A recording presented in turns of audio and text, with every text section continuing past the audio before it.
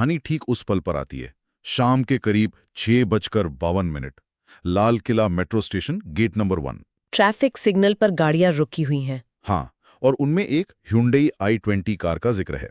वृत्तांत कहता है कि ड्राइवर कुछ सेकंड्स के लिए फोन देख रहा था। छोटी सी डिटेल पर यह भी उस वक्त की नॉर्मल सी दिखाती है। धमाके से ठीक पहले के वो चंद पल। और फिर वो धमाका। वृत्तांत बताता है, बहुत शक्तिशाली, जबरदस्त आवाज, आग की ऊंची लपटें, कई गाड़ियां तुरंत चपेट में आ गईं। शुरुआत में शायद लोगों को समझ ही नहीं आएगा क्या हुआ। हाँ, वृत्तांत में जिक्र है कि कुछ को लगा टायर फटा होगा, लेकिन वो भ्रम जल्दी ही टूट गया।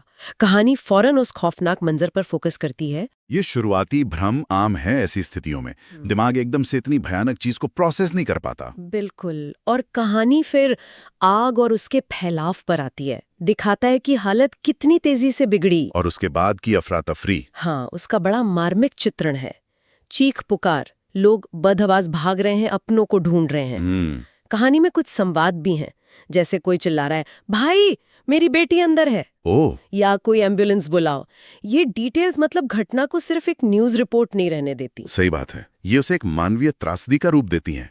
वृत्तांत का फोकस शायद यही है, सिर्फ क्या हुआ नहीं, बल्कि उसका इंसानों पर क्या असर हुआ। वृत्तांत में ये भी है कि कुछ लोग पानी की बोतलों से आग बुझाने की कोशिश कर रहे थे। हाँ, वो बेबसी और हिम्मत का मिला जुला रूप दिखाता है। आग फिर पास खड़ी एक वैन और 2 स्कूटरों तक फैल गई।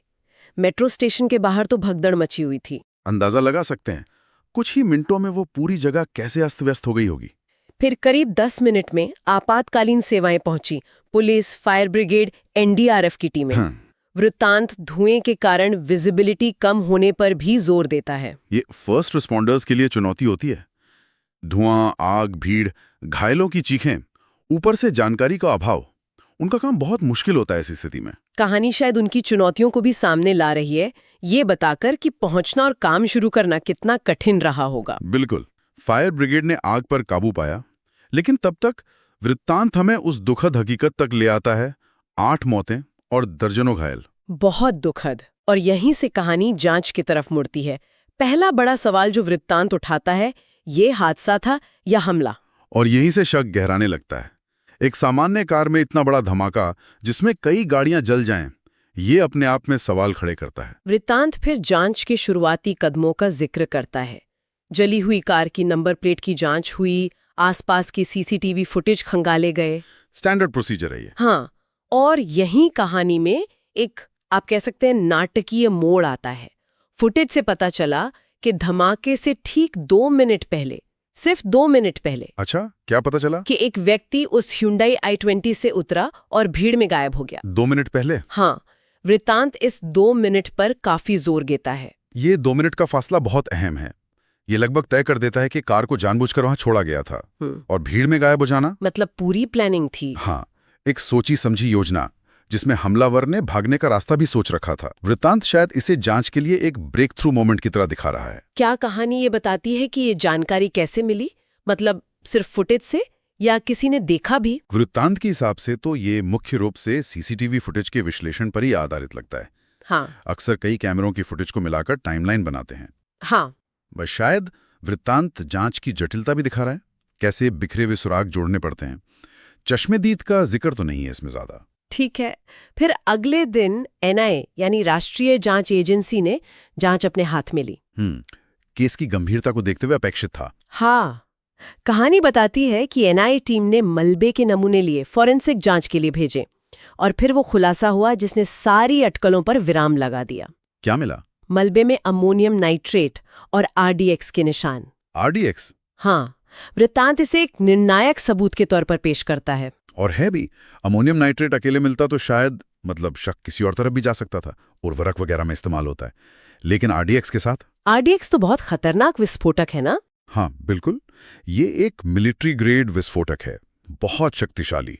इन दोनों का मिलना, अमोनियम नाइट्रेट और आरडीएक्स, ये लगभग हमेशा एक इरादतन किए गए विस्फोट की तरफ इशारा करता है, खासकर आतंकी हमले की ओर। तो इससे ये साफ हो गया कि ये कोई हादसा नहीं था। नहीं, बिल्कुल नहीं। ये दिखाता है कि बम बनाने वाले को विस्फोटकों की अच्छी जानकारी थी और उसका इरादा ज्यादा से ज्यादा नुकसान पहुंचाना था। वृत्तांत का इस पर फोकस करना हमले की गंभीरता और प्लानिंग को स्थापित करता है। तो यहाँ से ये पक्का हो गया कि ये एक आतंकी हमला था।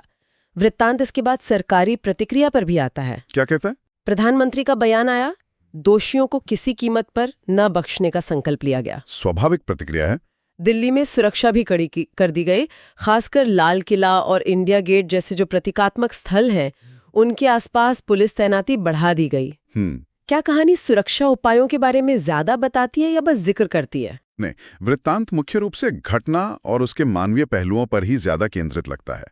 सुरक्षा इंतजामों का जिक्र है, पर बहुत विस्तार से नहीं। अच्छा। शायद लेखक का उद्देश्य जांच या सुरक्षा का विश्लेषण करना नहीं, बल्कि उस घटना के बाद शहर पर, लोगों पर क्या असर पड़ा, उसे दिखाना है। प्रधानमंत्री के बयान का जिक्र भी शायद राष्ट्रीय स्तर पर इस घटना की गंभीरता बताने के लिए है। हाँ, ये समझ आता है, क्योंकि इसके बाद वृत्तांत फिर से उस रात के मंजर पर लौटता है, जब सब कुछ थोड़ा शांत हुआ। कैसा मंजर? सड़क पर राख, जले हुए टायर, टूटी हुई चीजें और टूटी हुई उम्मीदें।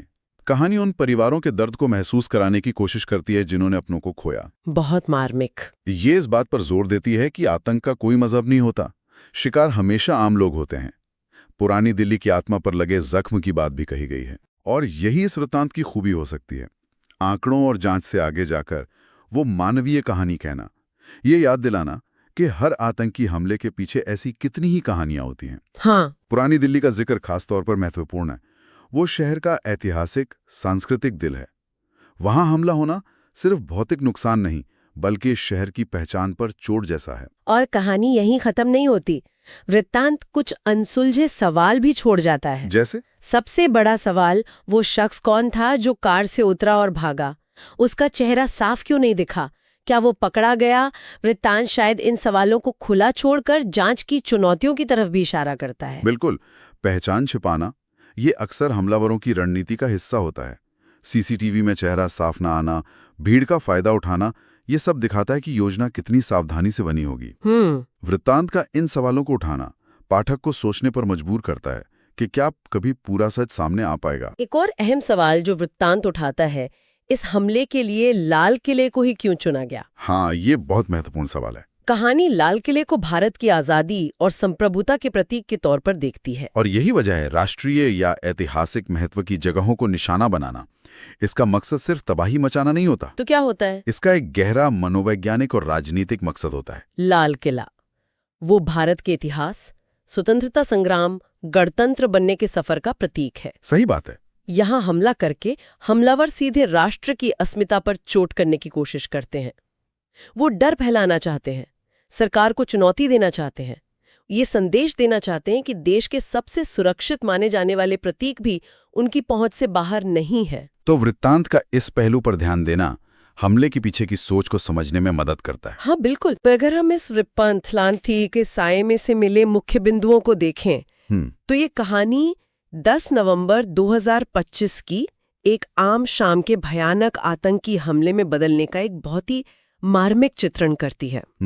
ये सिर्फ घटना का ब्यौरा नहीं देती, बल्कि मानवीय त्रासदी, अफरा तफरी, डर, इन सब को महसूस कराती है। सही। ये जांच के अहम मोड़, जैसे सीसीटीवी फुटेज में संदिग्ध का दिखना और आरडीएक्स का मिलना,